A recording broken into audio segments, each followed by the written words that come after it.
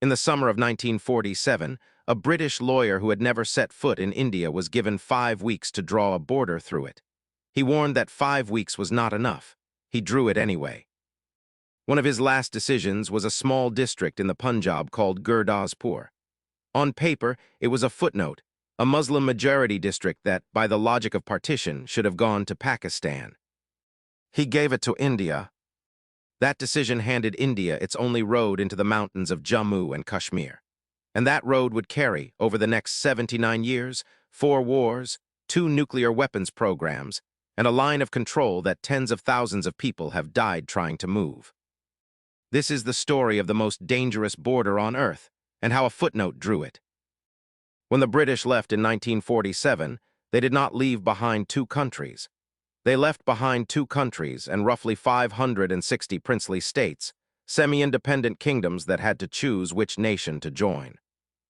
Most had an easy choice. Their rulers' religion, their people's religion, and their geography usually pointed the same way. Jammu and Kashmir pointed 3 different ways at once. Its ruler, Maharaja Hari Singh, was a Hindu. His people, more than 3/4 of them, were Muslim. And the state sat directly on the new border, touching both India and Pakistan. Whichever way he jumped, he would be handing a religious majority to a state ruled in the name of the other faith. So Hari Singh did the one thing no one had planned for. He chose nothing. Through August and into October 1947, Jammu and Kashmir remained independent, a Hindu king ruling a Muslim majority, trying to stay neutral between 2 nations that had just torn a subcontinent in half over exactly that arithmetic. It could not last, and it didn't. In October, thousands of armed tribesmen crossed from Pakistan's northwest frontier into Kashmir. They came, they said, to liberate their Muslim brothers. They came, in practice, looting town after town as they advanced on the capital, Srinagar. Hari Singh, whose small army was collapsing, finally made a decision. He asked India for help. India named its price. On the 26th of October 1947, the Maharaja signed the instrument of accession, joining Jammu and Kashmir to India. The next morning, Indian soldiers were landing at Srinagar by air, and the first war between India and Pakistan had begun. It was a strange, brutal war fought across some of the highest terrain on Earth. India pushed the raiders back from Srinagar. Pakistan poured in regular troops to hold what its tribesmen had taken. Neither side could force a conclusion in the mountains. By the end of 1948, the fighting had ground to a stalemate, and both countries took the dispute to the newly formed United Nations. On the 1st of January 1949, a ceasefire came into effect. The line where the armies happened to be standing that day became the border. India held the Kashmir Valley, Jammu, and Ladakh, about 2/3 of the state. Pakistan held the western strip it called Azad, Free, Kashmir, and the Northern Territories. The United Nations passed a resolution calling for a plebiscite, a vote to let the Kashmiris themselves decide. That vote has never been held, not in 1949, not in 2026. The ceasefire line was meant to be temporary, a pause until the politics were settled. 79 years later, redrawn and renamed but never erased, it is still there. We call it now the line of control. By 1965, Pakistan's military rulers had convinced themselves of something dangerous, that the Kashmiri people were waiting for a spark, that if Pakistani fighters slipped across the line in secret, the valley would rise up and finish the accession by force. They called it Operation Gibraltar. In August 1965, thousands of soldiers crossed the line in civilian clothes to trigger the uprising. The uprising never came. The Kashmiris did not rise. Instead, the infiltrators were reported to the Indian Army by the very people they had come to liberate, and what began as a covert operation exploded into open war. The 1965 war saw the largest tank battles the world had witnessed since 1945. At Asal Uttar at Chawinda, hundreds of tanks ground into each other across the Punjab plains. Both sides took heavy losses. Both sides claimed victory. Neither achieved it. After 17 days, the superpowers stepped in. The Soviet Union, not the United States, brokered the peace at Tashkent in January 1966. The borders went back to exactly where they had been before a shot was fired. Thousands of men had died to change nothing. It would not be the last time. To understand the Third War, you have to see the strangest border partition produced.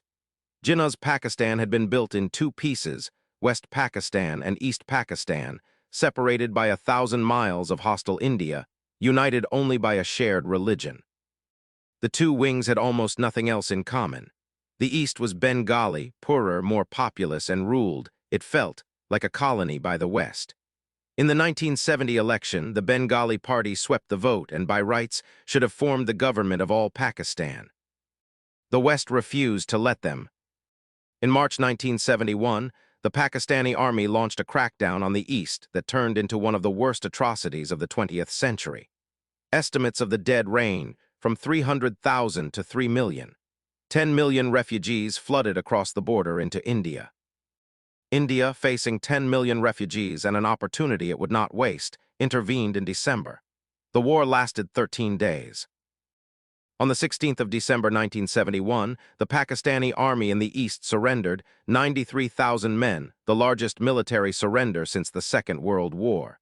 East Pakistan was gone. In its place stood a new nation, Bangladesh. The following year at Shimla, the two exhausted countries signed an agreement.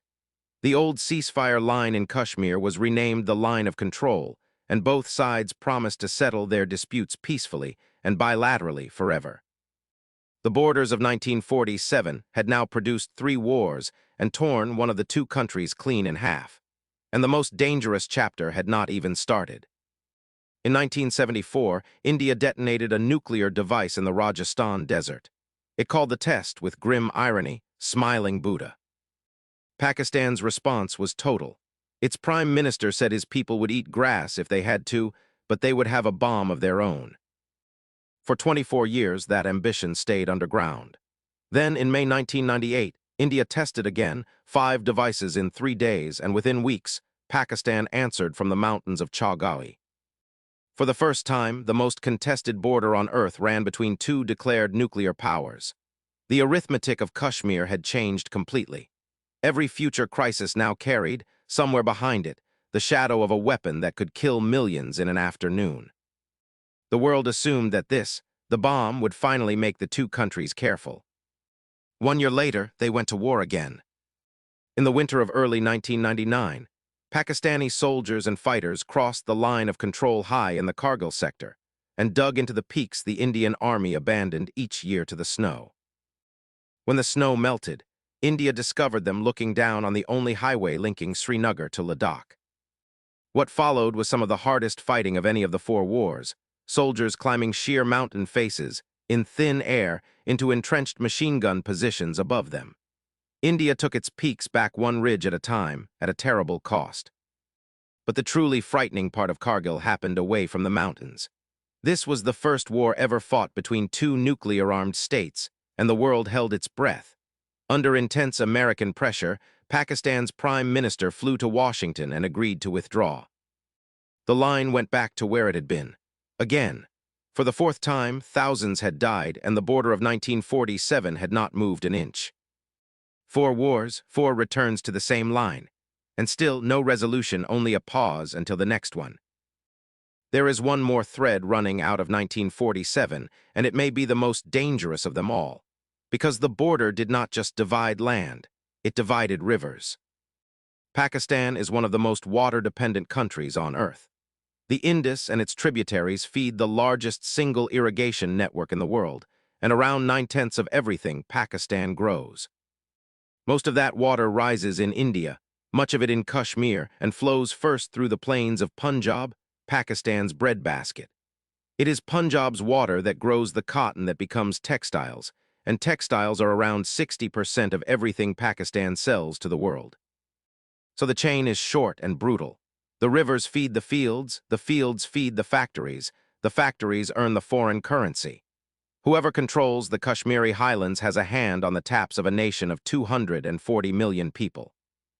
And Pakistan is already running dry on its own. In 1951, it had over 5,000 cubic meters of water for every person. By 2010, that had collapsed to barely 1,000, the international line for water scarcity. The rivers were becoming more precious, not less. For 65 years, one remarkable agreement held that danger in check. The Indus Waters Treaty of 1960, brokered by the World Bank, split the 6 rivers between the two nations, the 3 eastern rivers to India and the 3 western rivers, 4/5 of all the water, to Pakistan. It survived every one of the 4 wars. Bombs fell and the water kept flowing. It was, for decades, the single most successful thing the two countries ever did together. In April 2025, for the first time, India put it in abeyance. On the 22nd of April 2025, gunmen walked out of the forest above a tourist meadow near Pahalgam and opened fire. 26 people were killed, most of them tourists, singled out, according to survivors, by their religion. India blamed Pakistan, and within days it reached for a weapon it had never used in 4 wars, the water. It announced it would hold the Indus Waters Treaty in abeyance. The Prime Minister's message was stark. Blood and water, Narendra Modi said, cannot flow together. Islamabad's reply was just as stark. Any attempt to stop or divert Pakistan's water, its National Security Committee declared, would be treated as an act of war and answered with full force. But here is the part the headlines missed. India cannot simply switch the rivers off. Under the treaty, it was only ever allowed run-of-river dams with almost no storage, and the capacity to hold real volumes of water back is years, perhaps a decade, away. The abeyance was not a hand on the tap. It was a promise to build one. 2 weeks later, on the 7th of May, India launched missile strikes across the border. What followed was the largest air battle between the two countries in more than 50 years, more than 100 aircraft in the sky at once. India called it Operation Sindoor and a new normal. No distinction, it said, between terrorists and the states that shelter them. Pakistan said the strikes had hit mosques and civilians and vowed to answer. For 3 days, 2 nuclear-armed nations traded blows over the same line drawn in 1947. And this is no longer only India and Pakistan's quarrel. China holds a slice of the old Kashmiri state in the east, Aksai Chin, seized in the 1962 war, and its economic corridor to the Arabian Sea runs straight through the Pakistani-held north. The map of Kashmir now has 3 players, not 2. On the 10th of May, a ceasefire, and then a strikingly modern argument broke out over who had ended the war. President Trump claimed the United States had brokered it and offered to help solve Kashmir itself, after, in his words, 1,000 years. India rejected the idea outright. Kashmir, it insists, is bilateral and no outsider mediates. Pakistan, just as pointedly, thanked Washington and welcomed the offer. 79 years on, the two sides cannot even agree on who is allowed in the room. And the ground itself is now contested in a new way. In 2023, India announced it had found one of the world's largest deposits of lithium, the metal at the heart of every battery and electric car, in the hills of Indian-administered Jammu. It has struggled to mine it, and the find sits on contested ground. But the message was unmistakable: water below, minerals beneath, a line above. Every layer of Kashmir, it turns out, is now worth fighting over. The May crisis was not counted as a 5th war. It was simply the 5th time the world watched and waited to see whether this would be the one that went nuclear. Go back to where we started: a lawyer with 5 weeks and a district that should have gone the other way. That single footnote gave India the road into Kashmir. The road made the accession possible. The accession made the First War inevitable. And the First War drew a line that has survived 4 wars, 2 nuclear programs, the breaking of a country in 2, and as of last year, the suspension of the one treaty everyone believed was untouchable. The partition of 1947 was meant to be a clean cut, a surgeon's line. It produced the most militarized border on Earth. It produced 4 wars and a 5th crisis that stopped just short of full-blown war. It produced 2 nuclear arsenals aimed permanently at each other. And it produced a question: who does Kashmir belong to? That has never been answered, because the vote promised in 1949 has never once been held. The men who drew the line have been dead for decades. The line is still there, and it is still moving people, still killing them, 79 years after a footnote sent a road into the mountains.